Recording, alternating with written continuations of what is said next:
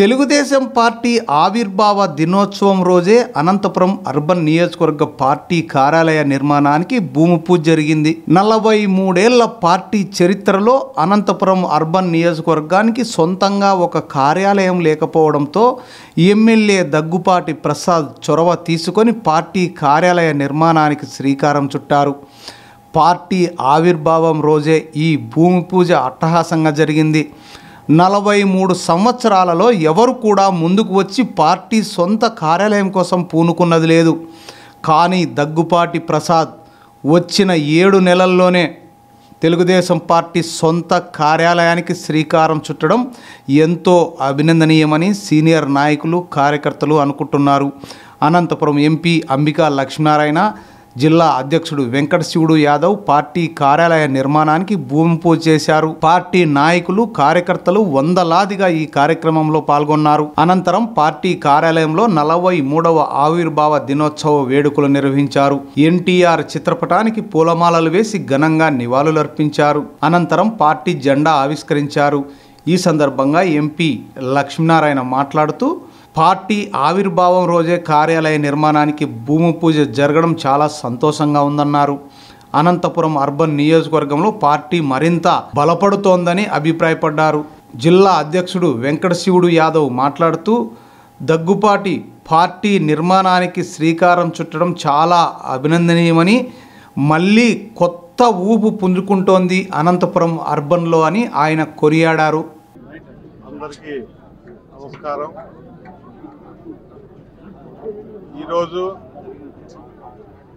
Telugu Desam party ఆవిర్భవించి 43 ఏళ్ళు పూర్తి చేసుకొని తెలుగువారి ఆత్మగౌరవం కోసం ఆనాడు స్వర్గీయ ఎన్టీ రామారావు గారు పార్టీని స్థాపించడం జరిగింది. ఆయన ఒక నినాదంతో బడుగు బలహీన వర్గాలు, మైనార్టీ, ఎస్సీ, ఎస్టీలు, పేద వర్గాలందరికీ మంచి జరగాలనే ఉద్దేశంతో ఈ పార్టీని స్థాపించడం జరిగింది.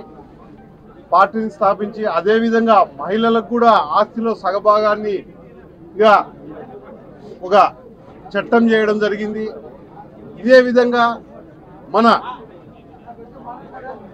ఢిల్లీలోనే, దేశంలోనే చాటి చెప్పే విధంగా తెలుగువారి ఆత్మగౌరవం పార్టీ చేయడం జరిగింది.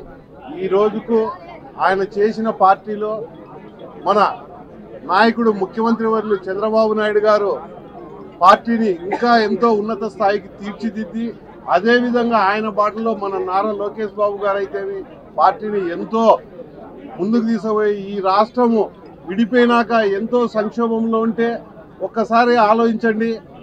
మన చంద్రబాబు నాయుడు గారు గత పార్టీ మన రాజధాని విడిపోయినప్పుడు ఒక బస్సులో ఉండి ఆయన నివాసంగా ఉండి రాష్ట్రాన్ని పరిపాలించి రాష్ట్ర అభివృద్ధికి తోడ్పాటుపడి ఈరోజు అటు రైతుల కోసం పోలవరం అయితేమి, విద్యార్థుల కోసం జాబు, ఇలాంటివి ఎన్నో మేలు చేయాలనే ఉద్దేశంతో ఈ రాష్ట్ర అభివృద్ధిని ముందుకు తీసుకోవాలనే ఉద్దేశంతోనే ఆయన ఈరోజు ఎనలేని కృషి చేస్తున్నారంటే మనం అందరం ఎంతో గర్వించదగ్గ విషయం. అదేవిధంగా తెలుగుదేశం పార్టీలో ఒక చరిత్ర, ఏ పార్టీకి లేని వ్యవస్థ, మనకు ఒక సభ్యత్వము కోటి పైచిలుకుందంటే ఒక్కసారి ఆలోచించండి. ఇదంతా తెలుగుదేశం పార్టీ అనేది కార్యకర్తల పార్టీ. ప్రతి కార్యకర్తకు కూడా ఒక నాయకునికి ఉన్నంత బలము, నాయకుని కన్నా ఎక్కువ కార్యకర్తకే ఈ పార్టీలో స్థానం ఎక్కువ ఉంటుంది. ఎందుకంటే ఏదైనా కానీ నిర్భయంగా నాయకుడిని అడిగే ఒక ధైర్యం గల పార్టీ. ఎందుకంటే ఫస్ట్ నుంచి స్వేచ్ఛగా ఉన్న తెలుగుదేశం పార్టీని ఈ విధంగా చెప్పుకుంటూ పోతే ఎన్నో విషయాలు ఆనాడు స్థాపించిన స్వర్గీయ ఎన్టీ రామారావు గారు, అదేవిధంగా మన ముఖ్యమంత్రి ఇప్పుడు చంద్రబాబు నాయుడు గారు సారథ్యంలో మన లోకేష్ బాబు గారి ఇది యువత అన్ని విధాలుగా ఈ రాష్ట్రం సస్యశ్యామలుగా ఉంది. ఈ రాష్ట్ర ప్రజలకు, తెలుగుదేశం కుటుంబ సభ్యులకు, వాళ్ళు అన్ని విధాల తెలుగుదేశం శ్రేణులలో అందరికీ పార్టీ ఆవిర్భావ దినోత్సవం శుభాకాంక్షలు తెలియజేసుకుంటూ సెలవు. తెలుగుదేశం పార్టీ ఆవిర్భావ దినోత్సవం దాదాపు 43 సంవత్సరాలు పూర్తి చేసుకొని 44వ వసంతంలో అడుగుపెట్టిన సందర్భంగా భారతదేశంలోనే ఏ ప్రాంతీయ పార్టీకి లేనటువంటి 1 కోటి మంది పైచలకు ఈరోజు సభ్యత్వం కలిగి ఉండి ఈ భారతదేశంలో తెలుగుదేశం పార్టీ అంటే క్రమశిక్షణకి మారుపేరుగా ఈరోజు నిలుస్తూ ఉంది. ఈ రాష్ట్రమే కాదు దేశంలోనే ప్రధాన భాగస్వామిగా తెలుగుదేశం పార్టీ వెలసిల్లేలాగా మేమందరూ కూడా కృతజ్ఞతతో కష్టపడి పనిచేస్తూ